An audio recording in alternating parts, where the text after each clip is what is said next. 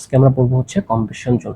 তো compression zone মানে হচ্ছে কোনো একটা বিমের উপরের যেই বিমের লেয়ারটা, উপরের যেই মানে রডের লেয়ারটা, সেই লেয়ারটাকে আমরা বলবো কম্প্রেশন জোন, আর নিচের অংশটাকে বলবো আমরা হচ্ছে টেনশন জোন।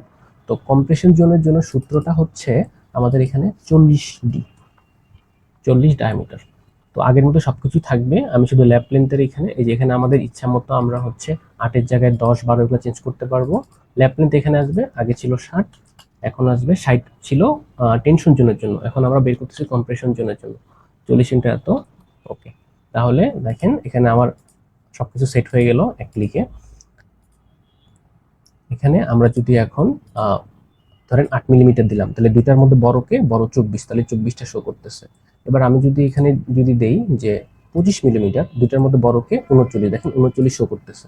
এটা আমি যদি একটু রাউন্ড ফিগারে নিয়ে আসি, তাহলে দেখেন এই যে এরকম সুন্দর চলে আসলো।